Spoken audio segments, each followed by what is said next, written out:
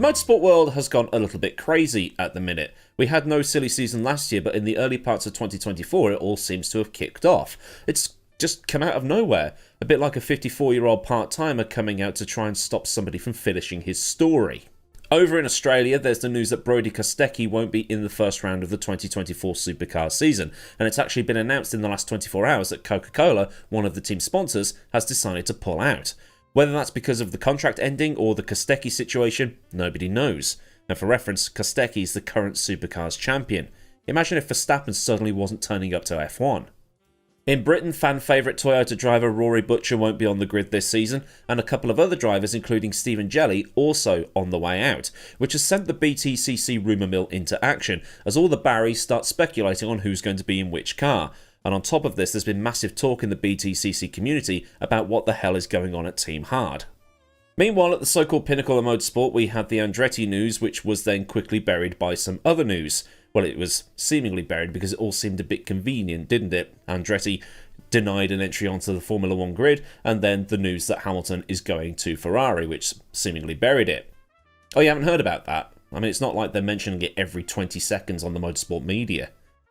Now, I do appreciate that this is yesterday's news. Well, I mean, it's actually Thursday's news, but unlike other YouTubers doing this sort of content outside of actual motorsport journalism channels like Autosport, Sky Sports, The Race and so on, I like to gather different opinions from all sides as these pro outlets write them, gather all the pertinent information that us normies won't necessarily be able to get access to, and then cobble it all together and see what's what, see it from both sides and let everybody draw their own conclusions. Because lobbing stuff up just to be first, yeah, it's not my thing. I'd rather have facts. But kicking things straight off with a fact, Lewis Hamilton is leaving Mercedes. It's a shock news because Lewis Hamilton is Mercedes. As a fun fact, 2025 will be the first time since 2006 that Hamilton will have raced without a Mercedes engine. Because in GP2, it was Mechachrome. Well, Renault Mechachrome. So when you've got someone who is so closely associated with a brand, you can't really picture them moving anywhere else, especially a rival team. Imagine if Steven Gerrard went from Liverpool to Manchester United, or Wayne Gretzky went from Edmonton to Calgary instead of LA, Mark Skaife driving for Ford, or even Schumacher moving to McLaren. But the thing is, while Schumacher in a McLaren would be a mad thing to imagine and only something you'd pull off in Grand Prix Manager 2 back in the day, once you put in the money cheap, because how else are you going to get him, Schumacher spent the early parts of his F1 career at Benetton, which had Ford and Renault engines prior to his Ferrari move. Hamilton, meanwhile, has only had Mercedes engines, at McLaren and, well, Mercedes. So when you've got somebody moving away from a brand that they're so associated with, that move is going to be massive. I also appreciate that it looks like there's somebody hiding behind my curtains. So why move? One is that Hamilton has always wanted to drive for Ferrari before he retires, and he'll be able to do what his hero Senna never got to do. The other is that there are rumours that Mercedes was unwilling or unable to commit to some bits and pieces, such as an ambassadorial role and other stuff like that. Ferrari is going to be paying him more money, and has also said that it's going to put money into Lewis's outside of F1 initiatives as well, which sounds quite un-Ferrari-like. Because we see Ferrari as this stiff upper lip, snooty brand that exists and tries to create this mythical image about itself, like a Ferrari is the most desirable car in the world, and they've succeeded in creating that kind of image, if that makes any sense. What I mean is that Mercedes and other brands will be on top of these kinds of projects because in some cases they want to be seen to be doing the right thing, so to speak, whereas that doesn't seem to be Ferrari's jam. This is the same Ferrari that deems customers worthy of purchasing one of their road cars. The same Ferrari that released a car, allowed some people to buy it, the ones that they picked and chose, and then never let them have the keys to it. Ferrari told them when they could drive it and where they could drive it. The same Ferrari that gets really annoyed if you put a custom wrap on your vehicle.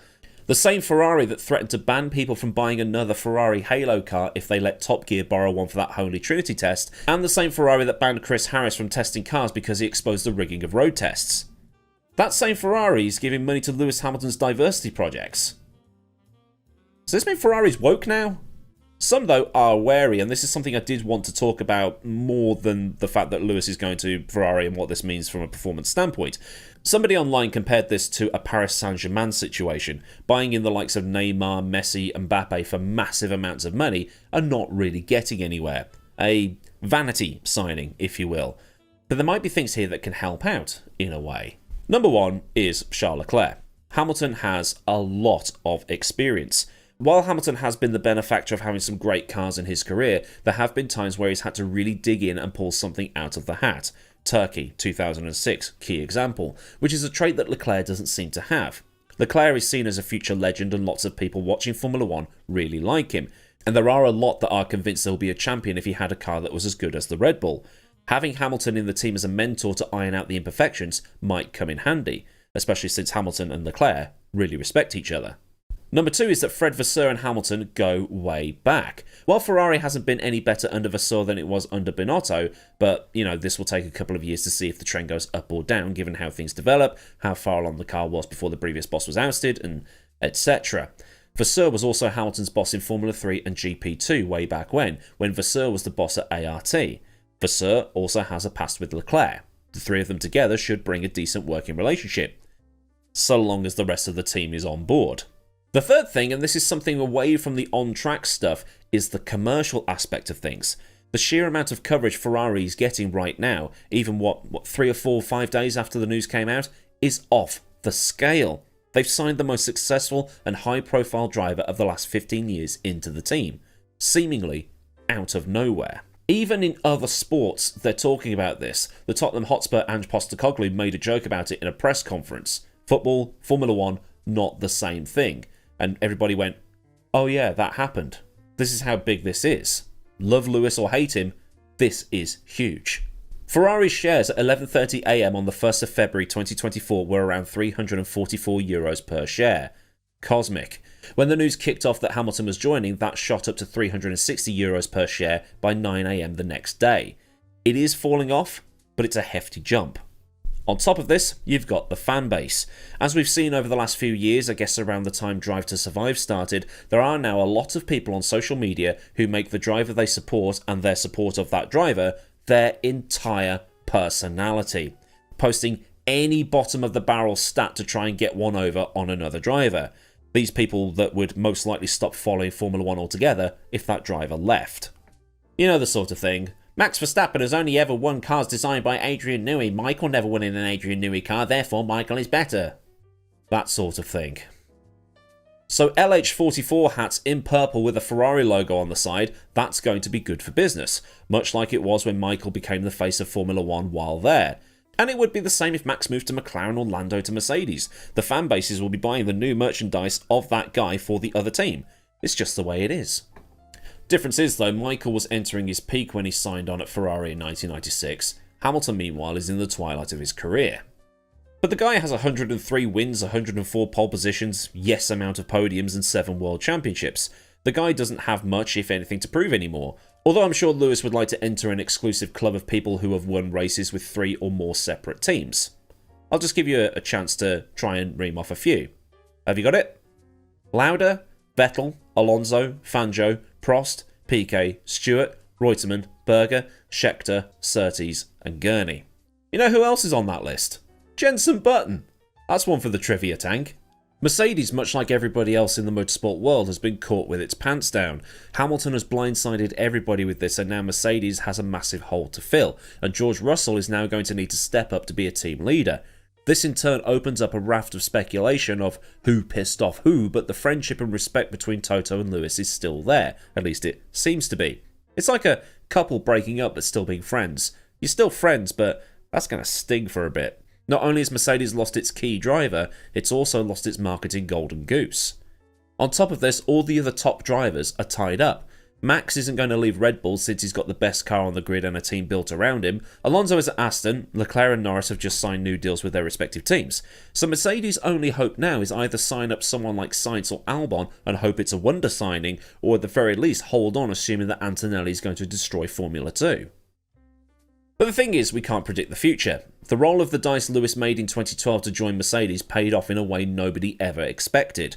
Nico Rosberg claimed he didn't know how good the engine was going to be in 2014, and in 2012, everybody said Lewis was mad for dropping McLaren. McLaren dropped off, Mercedes became the team. But if he rolls the dice again and wins the championship in 2026 because Ferrari's got something up its sleeve that swayed Lewis into moving, and then Lewis wins the championship in 2026, then Massa, Alonso and Vettel are gonna be raging. There's also the funny prospect of Lewis getting out in one of the historic Ferraris like the F2007 as an example, and the team's going, right Lewis, so this does this and this does this and blah blah blah, he clutches on the back, traction control here, yada yada yada, and Lewis just goes, nah, it's alright bro, I drove it years ago. Obviously, that's just a comedy theory, for want of a better phrase. The other comedy theory is that this is being done to try and stop Massa from pursuing this lawsuit, which has gone a bit quiet lately, but I'm sure that'll be back in the summer. There are, as well, some warning signs from history, but this depends on how you see Hamilton's move. Is it for an experience, laying foundations, or getting that elusive 8th title? The closest anybody has got to winning the title for Ferrari since 2007, which is the last time they did it with Raikkonen, is Alonso. Vettel had 2 bites of the cherry, but he and Ferrari imploded, and they lost out to, ironically, Lewis. Meanwhile, there's going to be the speculation as to where Sainz ends up. Most people are pointing to him going towards Audi when they come in to take over at Sauber, which will be a massive kick in the proverbial for Carlos, because it sounded like he was getting pretty grounded at Ferrari, and it looked like a seat that he was going to be in for some time. Instead, he's off to his 5th team since entering the sport in 2015. And given Carlos's connections, I would not be surprised if he ended up in rally or sports cars. But like I said, big roll of the dice. On the face of it, Ferrari's looking serious. Grab the most successful guy on the grid, and if he can't operate at the level he could before, at least get the other driver into some sort of shape to have the edge needed to challenge for titles. Lewis can then grab a decent payday, fulfill a dream, and then just make a quiet exit stage right. Meanwhile, at Mercedes, they're going to be wondering what the hell just happened. So then, this has been a thing that's happened in the world of Formula 1, and this has been my opinions on that thing. If this thing has made you think things about the thing, then like this thing so I know I've done a good job. And for more things like this, click the subscribe thing and get the bell thing on so you never miss out on any thing that I do here. Massive thanks to the fine bunch of lads at Patreon, and if you want to help contribute to the picture purchasing piggy bank, then a link to Patreon is in the description, as well as the big links to Discord, socials and other bits and bobs down there, including a link to the Formula 1 store, which is where you'll be buying your LH44 Ferrari hats about 12 months from now. So until next time, I've been AdmiralLaWind, have a great day wherever you are, and goodbye.